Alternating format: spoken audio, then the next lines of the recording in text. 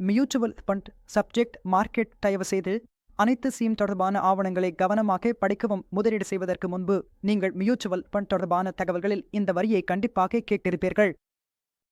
ஆனால் இந்த வரி உண்மையில் ஏன் பயன்படுத்தப்படுகிறது? ஒரு முதலீட்டாளருக்கு இந்த வரி ஏன் முக்கியம்? ஹாய் நண்பர்களே, எங்கள் சேனலுக்கு மீண்டும் வரவேற்கிறோம். சென்டர் ஷால்பாய் சென்டர் சிட்டி உங்கள் செல்து கூட்டாளி. என் பெயர் அனுஜன். நீங்கள் பார்த்து கொண்டிருப்பது நாய்சன் சீரிஸ் கை பாஸ்வார் குறும் வீடியோ. இதுவரை காணொலிகளில் 4 அத்தியாயங்களை பார்த்துள்ளோம். அத்தியாயம் 1 முதலீட்டு வரி. 2வது அத்தியாயம் இது மியூச்சுவல் ஃபண்டின் முக்கியத்துவம் மற்றும் விரிவான ஒழுங்குமுறை கட்டமைப்பு. இந்த அனைத்து அத்தியாயங்களையும் நாம் கவர் செய்துவிட்டோம். இன்று நாம் பேசப்போகும் அத்தியாயம் சீம் தொடர்பான தகவல்கள். நாம் பேசும்போது முதலீட்டாளர் அனைத்து சீம் தொடர்பான ஆவணங்களையும் படிக்க வேண்டும் என்று சொல்கிறோம். அந்த ஆவணங்கள் எவை? ஒரு முதலீட்டாளருக்கு இது ஏன் இவ்வளவு முக்கியம் மற்றும் எந்த முதலீட்டு முடிவும் எடுக்கும் முன் அவை ஏன் படிக்கப்பட வேண்டும்? இன்றைய இந்த முழு அத்தியாயமும் இந்த தலைப்புகளையே அடிப்படையாக கொண்டது. அப்படியென்றால் இந்த ஆவணங்கள் எவை? அடிப்படையில் 3 வகையான ஆவணங்கள் உள்ளன. முதலில் S.I.T சீம் தகவல் ஆவணம், 2வது S.I கூடுதல் தகவல் அறிக்கை மற்றும் 3வது இந்த சீம் தகவல் நினைவு பத்திரத்தில். ஒரு முதலீட்டாளருக்கு இந்த 3 ஆவணங்களும் மிகவும் முக்கியமானவை. இந்த ஆவணங்களை படித்துவிட்டு ஒரு மியூச்சுவல் ஃபண்ட் முதலீட்டாளர் இறுதி முடிவை எடுக்க முடியும். அதாவது அவர் எந்த மியூச்சுவல் ஃபண்டில் முதலீடு செய்ய வேண்டும் என்று தீர்மானிக்க முடியும். எந்த முதலீட்டாளரும் மியூச்சுவல் ஃபண்டில் முதலீடு செய்வது தன் நிதி இலக்குகளை நிறைவேற்றுவதற்காக, அதாவது அவனது குறிக்கோள்களை அடைவதற்காகவே முதலீடு செய்கிறான். மேலும் அந்த சீமின் குறிக்கோள் அந்த முதலீட்டாளரின் குறிக்கோளுடன் பொருந்தினால் அவர் அந்த சீமில் முதலீடு செய்ய முடியும். ஆனால் அந்த சீமின் முதலீட்டு குறிக்கோள் அல்லது சீமின் தகவல்கள் அவனது இலக்கு திட்டத்துடன் எப்படி பொருந்துகிறது என்பதை அவன் எப்படி தெரிந்து கொள்வான்? அதனால்தான் இன்று இந்த வீடியோவில் நாம் இதைத்தான் விவாதிக்கப் போகிறோம். நான் ஏற்கனவே சொன்னது போல 3 முக்கியமான ஆவணங்கள் உள்ளன. முதலில் ACI பற்றி பேசலாம்.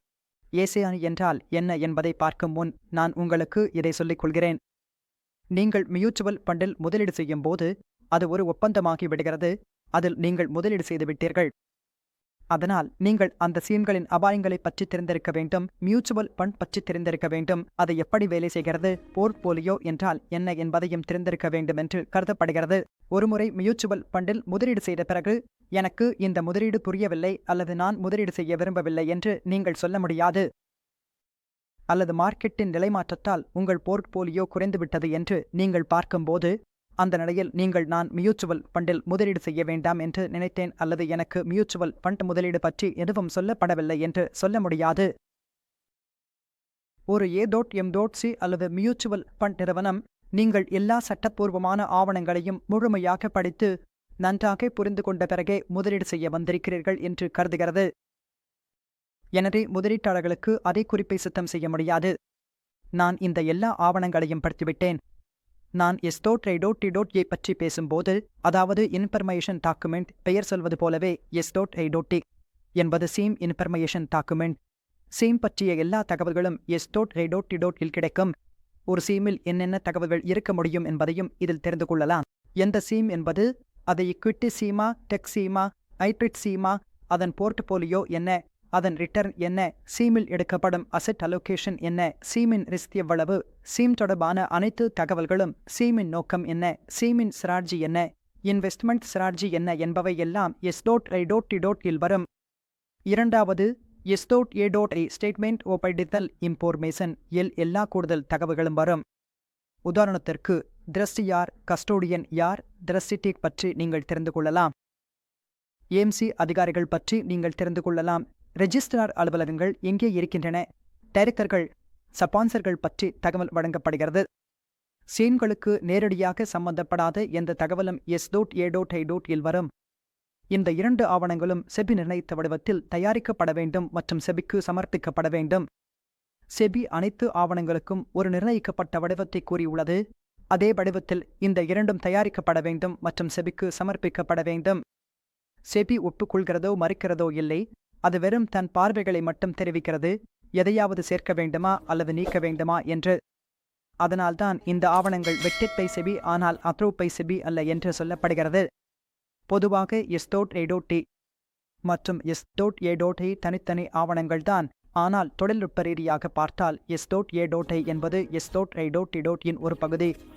பாருங்கள், முதலீட்டாளர்கள் எல்லாம் நுண்ணறிவு கொண்ட நிதி நிபுணர்கள் அல்ல, அவர்களுக்கு அதிகமான அறிவு இருக்காது. அதனால் செபி மிகவும் தெளிவாக கூறியுள்ளது, எஸ்ஐடி, எஸ்ஏ அல்லது கிமில் நீங்கள் எந்த தகவலையும் இடுகிறீர்களோ அது மிகவும் எளிய சொற்களில் இருக்க வேண்டும். ஒரு சாதாரண நபருக்கும் புரிய வேண்டும். நீங்கள் எந்த தொழில்நுட்ப சொற்களை பயன்படுத்தினாலும் அவற்றின் வரையறை முறையாக வழங்கப்பட வேண்டும். அதனால் யாரும் படிக்க எளிதாகவும் தங்கள் முதலீட்டு முடிவை எளிதாக எடுக்கவும் முடியும். இந்த அனைத்து ஆவணங்களும் செபி இணையதளத்திலும் ஒவ்வொரு தனிப்பட்ட மியூச்சுவல் ஃபண்ட் இணையதளத்திலும் கிடைக்கின்றன. இப்போது நாம் இந்த ஆவணங்களின் நோக்கத்தை பற்றி பேசப் போகிறோம். பாருங்கள், எந்த முதலீட்டாளரானாலும் அவர் ஏற்கனவே முதலீடு செய்தவராக இருந்தாலும் எதிர்கால முதலீட்டாளராக இருந்தாலும் அவருக்கு எந்த தகவலும் தேவைப்பட்டால் இந்த 2 ஆவணங்களும் அந்த தகவல்களை வழங்குகின்றன. எங்கே எஸ்ஐடி சித் நமக்கு அந்த சீம் என்ன, எங்கே முதலீடு செய்கிறது, அது எப்படி உள்ளது, எவ்வளவு வருமானம் கிடைக்கும் என்பதை சொல்கிறது. அங்கே எஸ்ஏ ஏசிஐ பற்றி நான் உங்களுக்கு சொன்னது போல எந்த கூடுதல் தகவலும் அங்கே கிடைக்கும். எந்த முதலீட்டாளரானாலும் அவர் ஏற்கனவே முதலீடு செய்தவராக இருந்தாலும் அல்லது எதிர்கால முதலீட்டாளராக இருந்தாலும் இவர்களுக்கு இந்த விஷயங்கள் மிகவும் முக்கியமானவை. ஏனெனில் முதலீட்டாளர் ஒரு அறிவார்ந்த முதலீட்டு முடிவை எடுக்க வேண்டியிருப்பதால் இந்த ஆவணங்கள் தேவையான தகவல்களை எளிதாக வழங்கும் நோக்கத்துடன் உருவாக்கப்பட்டுள்ளன. அதனால் புரிந்து கொள்ளும் மொழியில் இருக்க வேண்டும். இப்போது நாம் உள்ளடக்கத்தை பற்றி பேசப் போகிறோம். சீன் தகவல் ஆவணங்களில் என்னென்ன இருக்க முடியும் என்பதை பார்க்கலாம். எந்த வடிவமைப்பை செபி குறிப்பிட்டிருக்கிறதோ அதே வடிவமைப்பில் எல்லா விஷயங்களும் ஒரு முதலீட்டாளருக்கு காட்டப்பட வேண்டும். வாருங்கள், அந்த வடிவமைப்பு என்ன என்பதை பார்ப்போம். சீன் தகவல் ஆவணம் இந்த அமைப்பில் இருக்கும் உள்ளடக்க அட்டவணை, முக்கிய அம்சங்கள், அறிமுகம், அபாய காரணிகள் ஆகியவை உள்ளன. சாதாரண அபாய காரணிகள் எவை, சீன் குறிப்பிட்ட அபாய காரணிகள் எவை என்பதையும் பார்க்கலாம். எப்படி என்றால், ஈக்விட்டியில் முதலீடு செய்யப்படுகிறதென்றால் அப்பொழுது அந்த ஈக்விட்டிக்கான சாதாரண அபாய காரணிகள் வருவார்கள். அந்த சீம் எந்த சீமில் முதலீடு செய்கிறது என்றால் அந்த சீம் குறிப்பிட்ட அபாய காரணிகள் வருவார்கள். புரொவிஷன்கள் தொடர்பாக ஒரு சீமில் குறைந்தபட்சம் எத்தனை முதலீட்டாளர்கள் இருக்க வேண்டும் என்பதற்கான விதிகள், மற்ற எந்தவொரு பரிசீலனைகளும், வரையறைகள், யூ டிலிஜென்ஸ் சான்றிதழ், IMM வழங்கும் சான்றிதழ் ஆகியவை அனைத்தும் இதில் சேரும். மற்றும் சீம் பெயர், சீம் முதலீட்டு நோக்கம் மற்றும் கொள்கை, செட் லொகேஷன் பேட்டர்ன், சீம் இங்கு முதலீடு செய்யும் முதலீட்டு உத்தி, அடிப்படை பண்புகள், பெஞ்ச்மார்க், மேலாளர்கள், சீம் முதலீட்டு கட்டுப்பாடுகள் மற்றும் செயல்திறன் கண்காணிப்பு, சீம் பற்றிய பதிவுகள், யூனிட் சன்கள் மீதான ஆஃபர், கட்டணங்கள், செலவுகள், யூனிட் உரிமையாளர்களின் உரிமைகள், பொது யூனிட் தகவல்கள், அபராதங்கள், வழக்குகள், இவையெல்லாம் உங்கள் S.I.T.in ஒரு பகுதியாகும், அதாவது சீம் இன்ஃபர்மேஷன் டாக்குமெண்ட். இப்போது நாம் S.I.T.இல் வரக்கூடிய இன்னும் சில உள்ளடக்கங்களை பற்றி பேசப் போகிறோம். முதலாவதாக ரிஸ்கோமீட்டர், அதாவது மிதமான அபாயம், அதிக அபாயம் மற்றும் குறைந்த அபாயம் என 3 வகையான ரிஸ்கோமீட்டர். இதுதான் நமக்கு தெரிவிக்கிறது. ஏசிபிஆல் ரிஸ்கோமீட்டர் குறித்து கூறியுள்ளது. எல்லா ஆவணங்களிலும் அல்லது S.I.T.இலும் இந்த ரிஸ்கோமீட்டர் கட்டாயம் இருக்க வேண்டும்.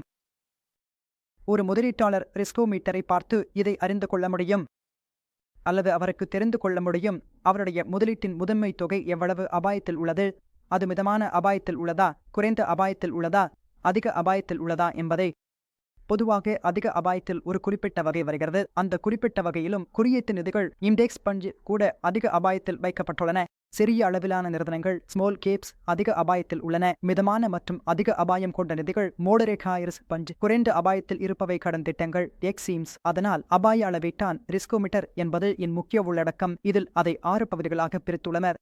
குறைந்த அபாயம், மிதமான அபாயம், மிதமானதிக அபாயம், அதிக அபாயம் மற்றும் மிக அதிக அபாயம் என்று வகைப்படுத்தப்பட்டுள்ளது. இரண்டாவது உள்ளடக்கம் திட்டத்தின் வகை. அந்த திட்டம் ஓப்பன் எண்டட், ஓப்பன் எண்டட் அல்லது க்ளோஸ் எண்டட், க்ளோஸ் எண்டட் திட்டமா என்பதை குறிப்பிடுகிறது. ஓப்பன் எண்டட் மற்றும் க்ளோஸ் எண்டட் திட்டங்கள் பற்றி தெளிவாக அத்தியாயத்தில் விளக்கப்பட்டுள்ளது. அத்தியாயம் 2இல் close ended fund, open ended fund என்றால் என்ன என்பதை விளக்கப்பட்டுள்ளது. எனவே இந்த உள்ளடக்கம் தெளிவாக இருக்க வேண்டும். அந்த ஃபண்ட் எந்த வகையை சேர்ந்தது என்பதை குறிப்பிட வேண்டும். ஒரு ஃபண்ட் ஓப்பன் எண்டட் அல்லது க்ளோஸ் எண்டட் என்பதை தெளிவாக குறிப்பிட வேண்டும். மீண்டும் நான் சொல்கிறேன், ஓப்பன் எண்டட் ஸ்கீமில் நீங்கள் எப்போது வேண்டுமானாலும் நுழையலாம், எப்போது வேண்டுமானாலும் வெளியேறலாம். க்ளோஸ் எண்டட் ஃபண்டில் அது சாத்தியமில்லை. 15 நாட்களுக்கு மட்டுமே ஏனே திறந்திருக்கும். அந்த காலத்தில்தான் நீங்கள் முதலீடு செய்ய வேண்டும். அதன் பிறகு அந்த ஃபண்டின் கால அவகாசம் முடிந்ததும் உங்கள் பணம் தானாகவே ரிடீம் செய்யப்படும். இதில் அந்த ஃபண்ட் ஸ்டாக் எக்ஸ்சேஞ்சில் லிஸ்ட் செய்யப்பட வேண்டும் என்பதுதான் விதி. அதனால் நீங்கள் ஸ்டாக் எக்ஸ்சேஞ்சில் வாங்குபவர் அல்லது விற்குபவர் கிடைத்தால் டிரான்சாக்ஷன் செய்யலாம். ஆனால் வாங்குபவர் மற்றும் விற்குபவரை எளிதில் பெறுவது மிகவும் கடினம். அடுத்ததாக சீமின் அசெட் லொகேஷன் என்பது மிகவும் முக்கியமான உள்ளடக்கம். சீம் எந்த அசெட்களில் முதலீடு செய்ய போகிறது, சீம் எவ்வளவு தொகையை இக்விட்டியில் முதலீடு செய்கிறது, எவ்வளவு தொகையை டெட்டில் முதலீடு செய்கிறது, ஐபிரிக் என்றால் இரண்டிலும் எவ்வளவு முதலீடு செய்கிறது என்பதும் இதில் குறிப்பிடப்பட வேண்டும். அதனால் எந்த சீம் எந்த அசெட் கிளாஸில் முதலீடு செய்கிறது என்ற அனைத்து தகவல்களும் அந்த சீமில் கிடைக்கும். நேக் இன்வெஸ்ட்மெண்ட் ஸ்ட்ராட்டஜி இந்த பகுதி முதலீட்டாளர்களுக்கு போர்ட்போலியோவில் சேர்க்க வேண்டிய பத்திரங்களை அடையாளம் காணும் தத்துவம், போர்ட்போலியோவை மீண்டும் சமநிலைப்படுத்தும் முறைகள், முதலீட்டை விற்கும் அணுகுமுறை, ஃபண்ட் மேனேஜர் எந்த முறைகளை தேர்வு செய்துள்ளார், எந்த பத்திரங்களை தேர்வு செய்துள்ளார் அல்லது எந்த துறையில் அதிக நம்பிக்கை வைத்துள்ளார் என்பதற்கான அனைத்து தகவல்களும் இதில் வழங்கப்படும். இன்வெஸ்ட்மெண்ட் ஸ்ட்ராட்டஜி என்பதன் அர்த்தம் அவர் எந்த வகையான ஸ்ட்ராட்டஜியை பயன்படுத்துகிறார் என்பதே ஆகும். அடுத்து உங்கள் ஆபத்தை குறைத்து உங்கள் வருமானத்தை அதிகரிக்க அந்த மியூச்சுவல் ஃபண்டுகளுக்கு யூனிட்களை எவ்வாறு வாங்குவது? மியூச்சுவல் ஃபண்ட் சீமுக்கு ஓபன் இண்டெக்ஸ் என்றால் எப்படி வாங்கலாம், கிளோஸ் இண்டெக்ஸ் என்றால் எப்படி வாங்கலாம் என்பதையும் பார்க்கலாம். நான் ஏற்கனவே உங்களிடம் கூறியது போல் ஓபன் இண்டெக்ஸ் சீம் என்றால் நீங்கள் எப்போது வேண்டுமானாலும் வாங்கலாம், எப்போது வேண்டுமானாலும் விற்கலாம். ஆனால் ஒரு கிளோஸ் இண்டெக்ஸ் சீம் என்றால் அந்த இணைப்பு நியூ ஃபண்ட் ஆஃபர் 15 நாட்களுக்கு மட்டும் திறந்திருக்கும் அந்த காலப்பகுதியில் மட்டுமே நீங்கள் முதலீடு செய்ய முடியும். இது மிகவும் தெளிவாக குறிப்பிடப்பட்டிருக்கும். எந்த முதலீட்டாளரும் கிளோஸ் இண்டெக்ஸ் சீம் அல்லது ஓபன் இண்டெக்ஸ் சீம் ஆகியவற்றில் முதலீடு செய்ய விரும்பினால் அந்த S.I.T ஸ்டீம் இன்ஃபர்மேஷன் டாக்குமெண்ட் இன் முதல் பக்கத்திலேயே இது குறிப்பிடப்பட்டிருக்கும். அதை பார்த்துதான் அவர் எப்படி எந்த முறையில் தன் யூனிட்டை பெற விரும்புகிறார் என்பதை தீர்மானிக்க முடியும்.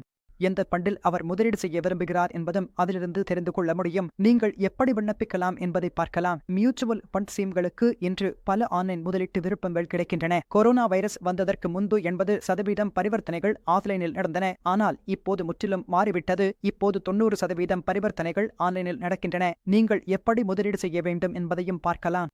மியூச்சுவல் ஃபண்ட் சீமில் நீங்கள் எப்படி யூனிட்களை வாங்க வேண்டும் என்பதையும் அதை எளிதாக எவ்வாறு செய்யலாம் என்பதையும் S.I.T ஸ்டீம் இன்ஃபர்மேஷன் டாக்குமெண்ட் மூலம் விரிவாக விளக்கப்பட்டுள்ளது.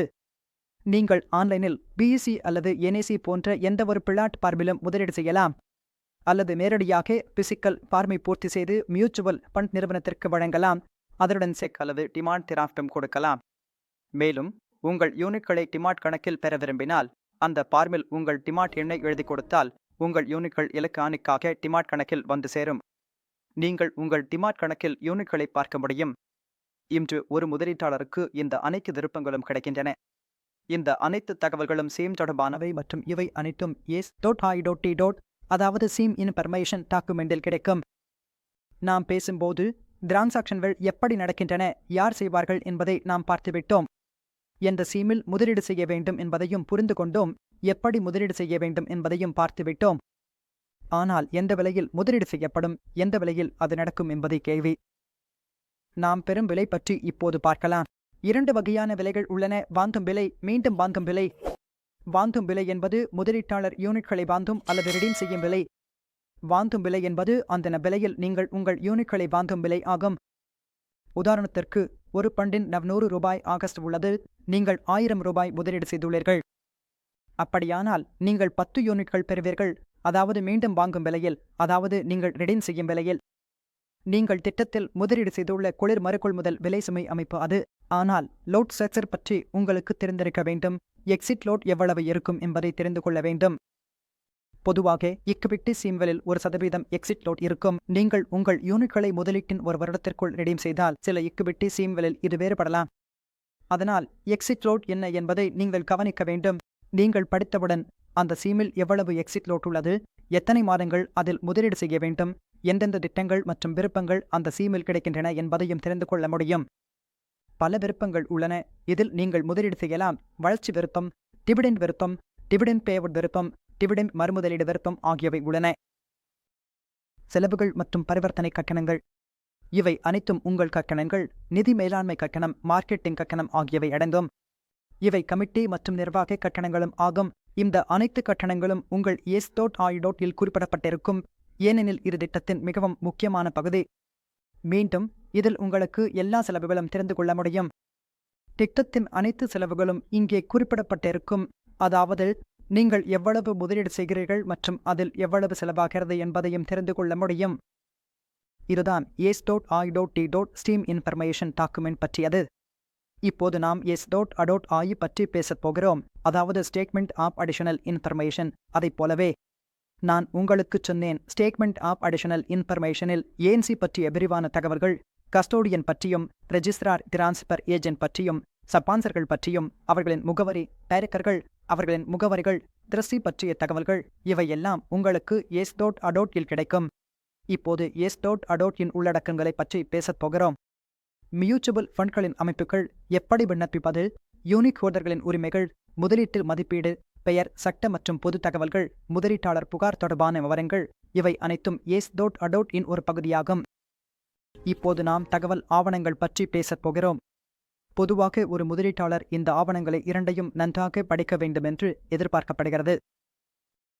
ஆனால் சில சமயங்களில் இது மிகவும் கடினமாகிவிடுகிறது, ஏனெனில் இந்த இரு ஆவணங்களும் பெரிதாக இருக்கலாம் அல்லது அதிகமான பக்கங்கள் கொண்டிருக்கலாம். ஒரு முதலீட்டாளருக்கு இவ்வளவு நேரம் ஒதுக்குவது அல்லது அவ்வளவு ஆவணங்களை படிப்பது மிகவும் கடினமாக இருக்கிறது. அதனால்தான் இந்த இரு வடிவங்களுக்கும் ஒரு சுருக்கம் இருக்கும். அதை இன்ஃபர்மேஷன் டாக்குமெண்ட் என்று அழைக்கிறோம்.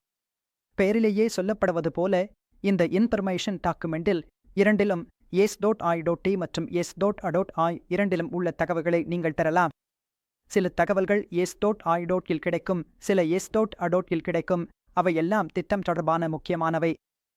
உங்களுக்கு தேவையான அனைத்து தகவல்களும் இதில் சேர்க்கப்பட்டுள்ளன. மேலும் ஒரு விஷயம், அது உங்கள் விண்ணப்ப படிவம்.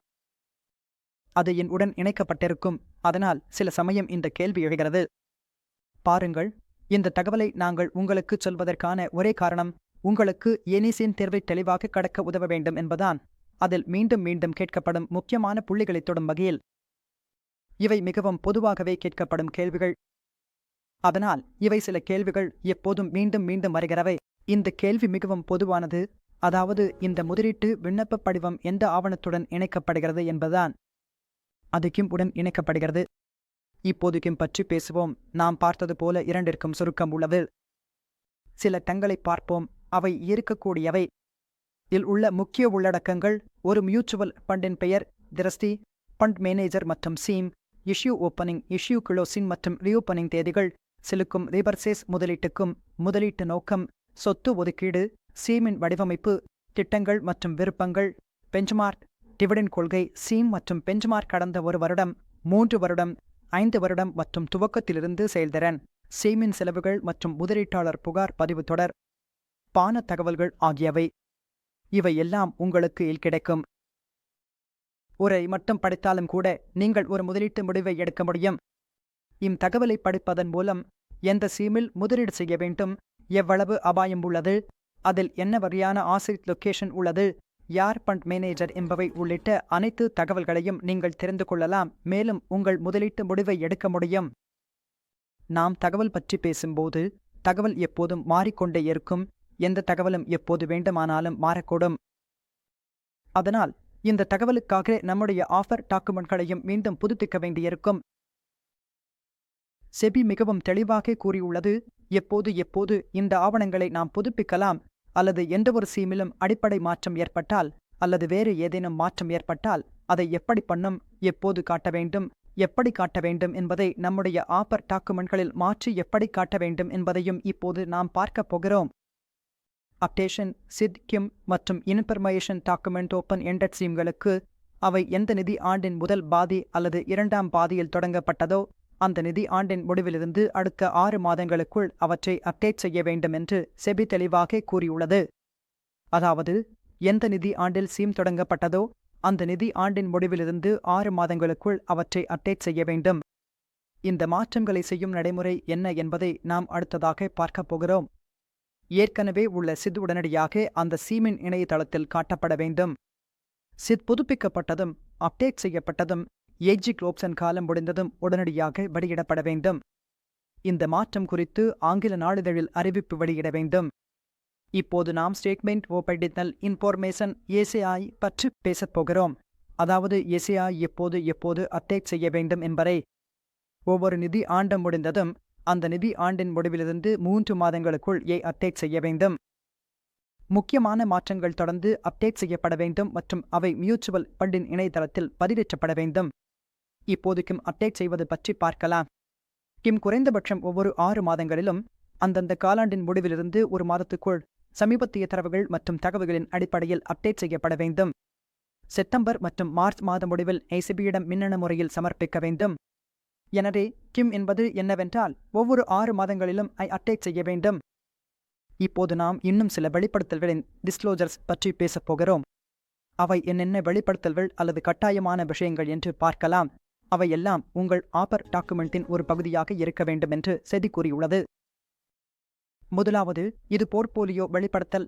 உங்கள் இன்வெஸ்ட்மெண்ட் ஸ்கீம், அதாவது உங்கள் மியூச்சுவல் ஃபண்ட் ஸ்கீம் எந்த வகையானது என்றாலும், இது ஈக்விட்டி ஸ்கீம் ஆகஸ்ட் இருக்கலாம், டெக் ஸ்கீம் ஆகஸ்ட் இருக்கலாம், அல்லது ஹைபிரிட் ஸ்கீம் ஆகஸ்ட் இருக்கலாம். அந்த ஸ்கீம்களின் போர்ட்போலியோவை எப்போது வெளியிட வேண்டும் என்பதை குறிப்பிடுகிறது. மிகவும் தெளிவாக செபி இதை கூறியுள்ளது. போர்ட்போலியோ அரை வருடம் ஒருமுறை வெளியிடப்பட வேண்டும் என்று. ஒவ்வொரு 6 மாதங்களுக்கும் நீங்கள் போர்ட்போலியோவை வெளியிட வேண்டும். நீங்கள் உங்கள் இணையதளத்தில் அதை வெளியிட வேண்டும். m.p.in இணையதளத்திலும் அதை பதிவேற்ற வேண்டும். நீங்கள் போர்ட்போலியோவில் வைத்திருக்கும் அனைத்து பங்குகள் மற்றும் பத்திரங்கள் பற்றியும் தகவல் வழங்க வேண்டும். நிதி முடிவுகள் வெளிப்படுத்தல், நிறுவனத்தின் நிதி முடிவுகள், நிறுவனத்தின் பிளன்ஸ் ஷீட், நிறுவனத்தின் கணக்குகள் ஆகியவை, இவை அனைத்தும் உங்கள் இந்த ஆவணங்களின் ஒரு பகுதியாக இருக்க வேண்டும். மேலும் இவை அனைத்தையும் ஒரு ஆங்கில மற்றும் ஒரு ஹிந்தி செய்தித்தாளிலும் நீங்கள் வெளியிட வேண்டும். இங்கேயும் அனைவரும் மிகவும் தெளிவாக கூறியிருக்கிறார்கள். அவற்றை ஒரு ஆங்கில செய்தித்தாளிலும் ஒரு ஹிந்தி செய்தித்தாளிலும் வெளியிட வேண்டும் என்றும், உங்கள் ஆஃபர் ஆவணத்திலும் அவற்றை சேர்ப்பது மிகவும் அவசியம் என்றும். இவை எல்லாம் கட்டாயமான ஆவணங்கள். ஒரு m.c வெளியிட வேண்டிய கட்டாய ஆவணங்கள். இந்த m.c.இல் உள்ள தகவல் ஒரு முதலீட்டாளருக்கு மிகவும் அவசியமானது. இப்போது சில ஆவணங்கள் உள்ளன, அவை கட்டாயமானவை அல்ல. அந்த ஆவணங்கள் எவை என்று புரிந்து கொள்வோம். ஏனெனில் இந்த கேள்வி கூட உங்களிடம் கேட்கப்படலாம். 4 விருப்பங்கள் உங்களுக்கு வழங்கப்படலாம். இதில் எது கட்டாயமானது, எது கட்டாயமல்லாதது என்பதை கண்டுபிடிக்க வேண்டும். அதனால் இதை பற்றி கொஞ்சம் கவனம் செலுத்த வேண்டும். முதல் கட்டாயமில்லாத வெளிப்பாடுகள் பற்றி பார்க்கலாம். ஒவ்வொரு மியூச்சுவல் ஃபண்டும், கிட்டத்தட்ட எல்லா மியூச்சுவல் ஃபண்டுகளும், நிறுவனம் தன் தகவல் அறிக்கைகளை வெளியிடுகிறது. பெரும்பாலும் மாதம் வெளியிடுகிறது. அந்த மாதாந்திர தகவல் அறிக்கையில் எல்லா தகவல்களும் இருக்கும். உங்கள் சீம் தகவல் ஆவணமும் இருக்கும். உங்கள் ஏசியானி சித் எல்லாம் இருக்கும். எல்லா தகவல்களும் அந்த ஃபண்ட் பாக்ஷீட்டில் கிடைக்கும். ஒன்றாக அனைத்து போர்ட்போலியோக்களும் கிடைக்கும். ஒரு ஈக்விட்டி சீம் உள்ளது. அதன் பெஞ்ச்மார்க்கின் முதல் அதன் செக்டார் அலோகேஷன் வரை அதை பற்றிய தகவல்கள், ஃபண்ட் மேனேஜரின் பெயர் மற்றும் தொழில்நுட்ப விஷயங்கள், உதாரணத்திற்கு ஷார்ப் ரேஷியோ என்ன, பீட்டா என்ன, ஸ்டாண்டர்ட் டிவியேஷன் என்ன, இவை எல்லாவற்றையும் நீங்கள் பார்க்க முடியும். முழுவதுமாக ஒரு வகையில் அந்த புள்ளி விவரங்களை பார்த்தாலே நாம் எங்கு முதலீடு செய்ய வேண்டும், எப்படி முதலீடு செய்ய வேண்டும் என்பதை கண்டுபிடிக்க முடியும். எல்லா ஃபண்டுகளின் பற்றி கிடைக்கும் அனைத்து விவரங்களும் உள்ளன. டெக்னிக்கல், சாதாரணம், அதேபோல் அனைத்து அடிப்படை விஷயங்களும், மார்க்கெட் பார்வைகளும், அந்த எல்லா தகவல்களும் உங்களுக்கு கிடைக்கும். இந்த ஃபண்ட் பாக்ஷீட்களை பார்த்து நீங்கள் பெரும்பாலும் உங்கள் முதலீட்டு முடிவை எடுக்க முடியும். அப்படியென்றால் நண்பர்களே, இதுதான் அத்தியாயம் எண் 5, தகவல் ஆவணங்கள் பற்றிய அனைத்தும். இந்த தகவல் ஆவணங்கள் பற்றி நாம் பார்த்தோம். அவற்றின் நோக்கம் பற்றி பார்த்தோம். இதில் உங்களிடம் என்னென்ன கேள்விகள் வரலாம், இதில் என்னென்ன உள்ளடக்கங்கள் இருக்கலாம் என்பதையும் பார்த்தோம். அதை நாமெல்லாம் பார்த்தோம். உங்களுக்கு எந்த ஒரு தலைப்பை பற்றியும் விரிவாக தகவல் வேண்டும் என்றால் எங்களை அழைக்கலாம், எங்களுக்கு மெசேஜ் செய்யலாம், கருத்து எழுதலாம். அதை பற்றி நாங்கள் தனியாக ஒரு வீடியோவில் விளக்கலாம் அல்லது தனிப்பட்ட முறையிலும் உங்களுக்கு விளக்கலாம். எனவே இப்போது 5ஆம் அத்தியாயத்தில் அடிக்கடி கேட்கப்படும் சில கேள்விகளை பார்ப்போம். கேள்வி எண் 1, தயவு செய்து படியுங்கள். திட்டம் தொடர்பான ஆவணங்களை முதலீடு செய்வதற்கு முன் கவனமாக வாசிக்க வேண்டும். இங்கு எந்த ஆவணங்கள் பற்றி குறிப்பிடப்பட்டுள்ளது? திட்ட தகவல் ஆவணம், குறுக்கு பத்திரம், தகவல் நினைவூட்டல், கூடுதல் தகவல் அறிக்கை, ஃபண்ட் பேக்ஷீட், திட்ட தகவல் ஆவணம், கூடுதல் தகவல் அறிக்கை. நாம் கற்றது போல கூடுதல் தகவல் அறிக்கை மற்றும் திட்ட தகவல் ஆவணம் s.i.t மற்றும் s.a.i இவை முதலீட்டாளர்கள் கண்டிப்பாக பார்க்க வேண்டிய முக்கிய ஆவணங்கள். சரியான பதில் டி, திட்ட தகவல் ஆவணம் மற்றும் கூடுதல் தகவல் அறிக்கை. கேள்வி எண் 2, கீழ்காணும் வாக்கியங்களில் எது திட்ட தகவல் ஆவணம் மற்றும் கூடுதல் தகவல் அறிக்கைக்கு பொருந்தும்? இந்த 2 ஆவணங்களும் இந்தியா மியூச்சுவல் ஃபண்ட் சங்கம் வழங்கிய வடிவத்தில் தயாரிக்கப்படுகின்றன அல்லது இந்தியா மியூச்சுவல் ஃபண்ட் சங்கத்தின் சிறந்த நடைமுறைகளின் ஒரு பகுதியாக தயாரிக்கப்படுகின்றன அல்லது இந்திய பாதுகாப்பு மற்றும் பரிமாற்ற வாரியம் ACPI வழங்கிய வடிவத்தில் தயாரிக்கப்படுகின்றன அல்லது ஒவ்வொரு சொத்துக்களையும் நிர்வகிக்கும் நிறுவனம் தன்னிச்சையாக வடிவமைக்கலாம். மிகவும் தெளிவாக நமது புத்தகத்தில் குறிப்பிடப்பட்டுள்ளது. இந்த ஆவணங்கள் ஏசிபிஐ வழங்கிய வடிவத்தில் மட்டுமே தயாரிக்கப்பட வேண்டும். அதே வடிவத்தில் முதலீட்டாளர்களுக்கு காட்டப்பட வேண்டும். தகவல் நினைவூட்டல் குறைந்தது 6 மாதங்களுக்கு ஒருமுறை புதுப்பிக்கப்பட வேண்டும். அதனால் பதில் குறைந்தது ஒவ்வொரு 6 மாதத்திற்கும் ஒருமுறை. இது ஏசிபிஐ வழிகாட்டுதல் படி. எவ்வளவு அடிக்கடி மியூச்சுவல் ஃபண்ட் திட்ட போர்ட்போலியோ வெளியிடப்பட வேண்டும்? மாதந்தோறும், அரை வருடத்திற்கு ஒரு முறை, அல்லது எப்போதும் வேண்டுமானாலும்? நாம் பார்த்தது போல ஏசிபிஐ விதிகளின்படி மியூச்சுவல் ஃபண்ட் திட்ட போர்ட்போலியோ அரை வருடத்திற்கு ஒருமுறை வெளியிடப்பட வேண்டும். எனவே பதில் பி, அரை வருடத்திற்கு ஒருமுறை. கீழ்காணும் எந்த ஆவணம் சட்டபூர்வமான ஆவணம் அல்ல? அ. Fund fact sheet. பி. கூடுதல் தகவல் அறிக்கை. சி. திட்ட தகவல் ஆவணம். டி. தகவல் நினைவூட்டல். ஏற்கனவே நான் கூறியபடி கூடுதல் தகவல் அறிக்கை, திட்ட தகவல் ஆவணம், தகவல் நினைவூட்டல் ஆகியவை சட்டபூர்வமான ஆவணங்கள். ஆனால் ஃபண்ட் ஃபேக்ட் ஷீட் சட்டபூர்வமான ஆவணம் அல்ல. எனவே பதில் அ. Fund fact sheet. நண்பர்களே, இதுதான் 5ஆம் அதிகாரம். இந்த வீடியோ உங்களுக்கு பிடித்திருக்கும் என்று நம்புகிறேன். இதுவரை நாங்கள் உருவாக்கிய அனைத்து வீடியோக்களையும் பார்க்க இந்த சேனலை லைக் மற்றும் சப்ஸ்கிரைப் செய்யலாம். மேலும் எந்தவொரு தலைப்பிலும் நீங்கள் வீடியோ வேண்டுமெனில் அல்லது பிஜம் தொடர்பாக வீடியோ வேண்டுமெனில் தயவுசெய்து கமெண்ட் செய்து எங்களுக்கு தெரியப்படுத்துங்கள். நன்றி.